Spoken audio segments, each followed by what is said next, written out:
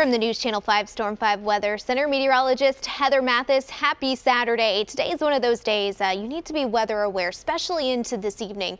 That's when we're tracking the chance to see some strong, maybe even some severe thunderstorms. Let's talk about timing with that. It will be in our northwest counties starting around 9 p.m. through midnight along that I-65 corridor, including Nashville, Wilson County, Murfreesboro, between the hours of midnight and 2 a.m., moving into the plateau between 2 a.m. and exiting the mid-state by 4 o'clock in the morning. So a lot of this happening overnight. When we get systems like this, I always want to tell people, make sure you've got your weather radios on, make sure you have a way to get weather alerts in the middle of the night. Now, all the ingredients are there in our atmosphere to see some severe weather. Storm Prediction Center agreeing with me there. That's why the western half of our viewing area is under an enhanced risk. That's that orange shading you're seeing there, category 3 out of 5 to see some severe weather. The rest of us under category 2, a slight risk, that yellow shading, potentially for tonight to see some damaging straight line winds, potentially even some flooding, and maybe even an isolated tornado or two.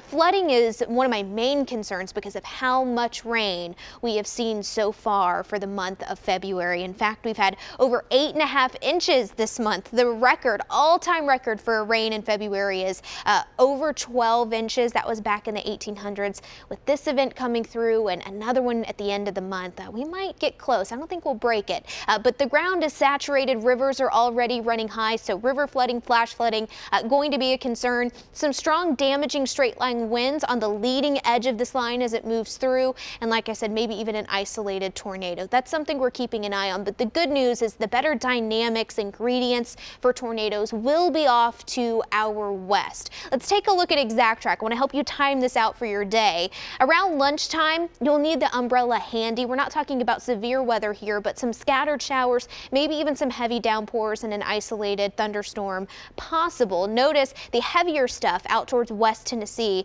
and hovering around that border between Tennessee and Kentucky.